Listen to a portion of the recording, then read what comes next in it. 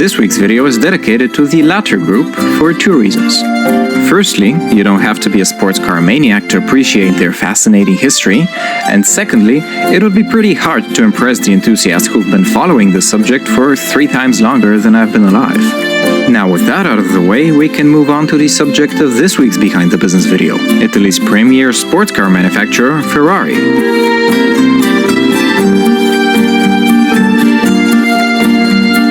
During the early years of the 20th century, automobiles were still in many ways an emerging invention. Urban areas were doing pretty well in terms of roads and infrastructure, but in the more rural parts of the world, a car was still very much a rare sight. Northern Italy was definitely not an exception to this. In its earliest days, the Italian automobile industry was made up almost entirely of small local manufacturers. Most automotive hubs in the country were in fact just the workshops of local engineers. One such workshop was run by Alfredo Ferrari in the outskirts of Modena, a city in the Emilia-Romagna region of northern Italy. Alfredo worked mainly as a metal worker, but he also repaired cars in his workshop since he owned one and he knew how it worked. Alfredo would often get his young son Enzo to help him out in the workshop, and in return he would teach Enzo how to drive. Enzo's childhood ambition was to become a race car driver, but before he was old enough to even try to pursue it, World War I broke out and his father and big brother were drafted into the Italian army. Both of them died in 1916 during an influenza epidemic, and the family business died along with them. Just 1 year later, Enzo was also drafted as a military blacksmith, but due to his poor health, he was discharged in 1918 after barely a year of service. Unemployed and desperate, Enzo took up a job to drive ex-military refurbished chassis between Turin and Milan for an engineer that was rebodying them for the civilian market. While working there, Enzo met a lot of engineers and former race car drivers. Eventually, they gave him the opportunity to pursue his dream of becoming a race car driver himself. Enzo's first race was the Parma Poggio di Briceto, a hill climb race on October 5, 1919, where he managed to place 4th. In 1920, he went to drive for Alfa Romeo, and in 1923, he managed to win the Circuito del Savio in Ravenna. The Savio track was one of the most competitive tracks in Italy at the time, and Enzo's victory was a huge surprise. One of the patrons of the race, Count Enrico Baracca, was so impressed with Enzo's performance that he invited him over to his mansion. There, the Count's wife recounted the tale of their deceased son, Italy's top-scoring fighter ace from World War I, Francesco Baracca. Francesco was credited with 34 aerial victories, the highest among all Italian pilots from the war. His plane was decorated with the fearsome Cavallino Rampante, a black horse prancing on a white background. The Countess was so impressed with Enzo's racing skills that she dedicated her son's emblem to him. Enzo ended up winning about a dozen races during his career, and in 1929 he formed his own team, Scuderia Ferrari, which served as Alfa Romeo's racing team for 10 years. It's worth noting here that Ferrari actually means blacksmith etymologically, and it's one of the most common surnames in Italy, essentially the Italian equivalent of the surname Smith. But back to Enzo. For the team's emblem, he chose the Cavallino Rampante, changing the white background to yellow, the color of Modena. Enzo had a nose for talent, and he attracted some of the best drivers of his day. Legends like Tazio Nuvolari and Giuseppe Campari helped Enzo's team win numerous races. Among some of their victories were the Targa Florio, the Le Mans 24 Hours race, and over a dozen Grand Prix. In 1938, Alfa Romeo decided to disband Scuderia Ferrari in order to build a team with their own name. At first, Enzo remained as a manager of the new team, but just 1 year later he left Alfa Romeo in order to form his own company, Auto Avio Costruzioni. Enzo's departure came with a sizable severance package, but under the conditions that he would not compete with Alfa Romeo's new racing team for a period of 4 years. During that time, his company manufactured machine tools and aircraft parts for Mussolini's fascist government, although in 1940 Enzo did try to design a race car of his own, the AAC 815. In just under 4 months, Enzo designed and built 2 of those cars.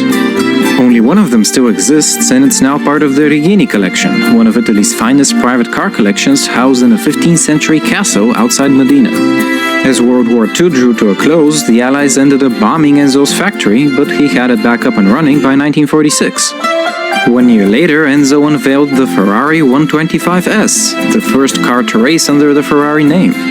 Unlike the 815, which used an 8-cylinder engine designed by Fiat, Enzo had his engineers develop their own V-shaped engine with 6 cylinders on either side. The V12, as it's called, has remained Ferrari's go-to engine for most of the models built since the Second World War. In 1948, Enzo released the Ferrari 166, the successor of the 125S, and it became the company's first big international hit.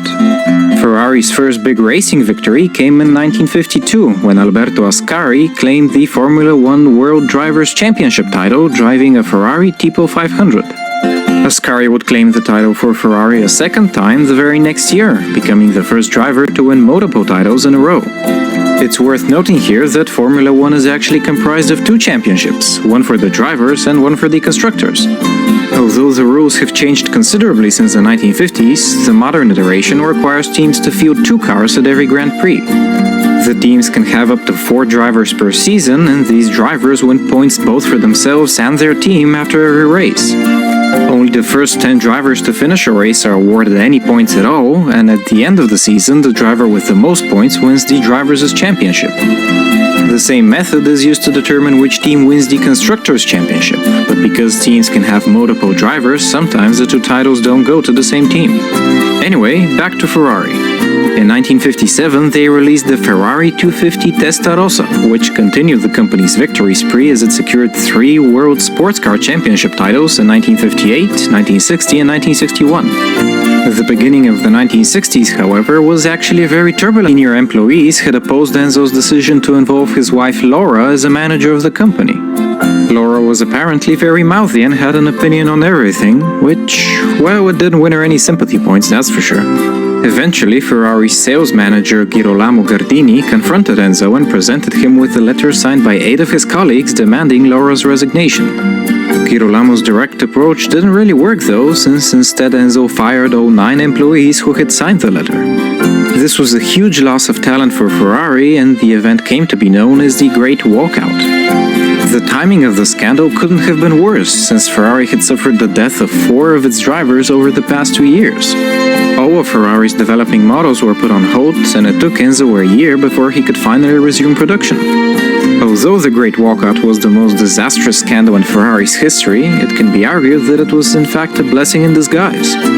Enzo hired a lot of young engineers to fill the gap left by his former employees, and these newcomers designed one of Ferrari's most iconic Grand Tourers, the Ferrari 250 GTO.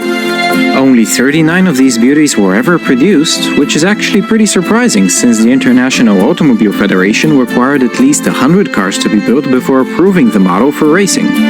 Enzo managed to cheat his way to approval by numbering the chassis out of sequence, and when the inspectors came to visit, he shuffled the cars around in different locations. Enzo got the 250 GTO approved, and it ended up winning the World Sports Car Championship for 3 years in a row. The few 250 GTOs left in the world have become extremely valuable. In fact, in 2014, one car sold for over $38 million at the Bonhams Quail Lodge in California. The 1960s ended up being one of Ferrari's best decades. They also saw the release of Ferrari's first Grand Tourer equipped with a transaxle, the Ferrari 275, and its successor, the Ferrari Daytona. Towards the end of the 1960s, demand for Ferrari cars was becoming so large that Enzo could no longer build them fast enough. In order to secure investment for the company's expansion, Enzo sold 50% of the company to Fiat, which back then and to this day remains the largest car manufacturer in Italy. With this newfound capital, Enzo expanded Ferrari's operations, and he even had enough money left over to finance one of his lesser-known ideas. He wanted to see whether he could start making cheaper sports cars that he could sell to a wider audience. He didn't want to compromise the luxurious exclusivity of the Ferrari brand though, so he created a new car brand, which he called Dino, in honor of his firstborn son, Alfredo. Alfredo had died 10 years earlier from Duchenne muscular dystrophy, a rare degenerative disease that progressively destroys the muscles of the legs, arms, and eventually the heart. Alfredo was only 25 when he died, and at the time he was developing a V6 engine. Enzo was shattered by his son's death, and in his honor he created the Dino brand, which featured 3 main models up until its discontinuation in 1976. The 206 GT and the 246 GT used the V6 engine Alfredo had developed, though the 308 GT4 had a more powerful V8 engine. During the 1970s, Ferrari won 3 Drivers' Championships thanks to the performance of Niki Lauda and Jody Scheckter, but Ferrari didn't manage to win the title again for 20 years. The situation further worsened in 1982 with the death of Gilles Villeneuve in the Belgian Grand Prix. The tragedy shook the racing world since Gilles was one of the most popular drivers at the time. In 1984, Ferrari produced the iconic Testarossa, which shares the name of the Testarossa from the 1950s, although this model's name is spelled as a single word. Surprisingly enough, the Testarossa from the 80s didn't appear in any official race. Even so, it's still one of the most widely recognizable Ferraris since it was featured in the final 3 seasons of Miami Vice. In 1987, Enzo celebrated the 40th anniversary of his company by releasing the Ferrari F40, but just 1 year later, Enzo's death cast a bad light on the model. Speculators quadrupled the price of the F40 in the hopes of profiting from the car's reputation as the last model personally approved by Enzo. In fact, estimates from 1990 state that barely 10% of all F40s sold were actually used for driving. Enzo's death caused a dramatic shift in the company's ownership. His only living heir was his second son Piero, who inherited his father's 50% stake in Ferrari and promptly sold most of it to Fiat for an undisclosed sum in exchange for becoming vice chairman. In the end, Fiat ended up owning 90% of the company, with the remaining 10% in the hands of Piero. Despite the death of Enzo, however, the 1990s turned out to be a revival period for Ferrari's racing team. In 1993, Ferrari hired a new general manager, Jean Todt, who would eventually become the CEO of Ferrari and the president of the International Automobile Federation. Under his guidance, Ferrari acquired Michael Schumacher in 1996. Now, at the time, Ferrari's Formula One team was in horrible shape. They hadn't won a single Drivers' Championship since 1979, their pit stop crew was a running joke, and their V12 engine couldn't match the lighter, more fuel-efficient V10s of their competitors. Michael Schumacher's decision to join Ferrari was surprising to say the least, although to be fair, they did offer him $16 million for a 2-year contract. Even today, Ferrari consistently outbids their competitors to get the best drivers. In the 2016 season, for example, the most well-paid driver is Ferrari's Sebastian Vettel, who earns a cozy $50 million per year. But back to Schumacher. In the 1996 Drivers' Championship, he placed 3rd by winning 3 races for Ferrari, which was more than they had won in the previous 5 years.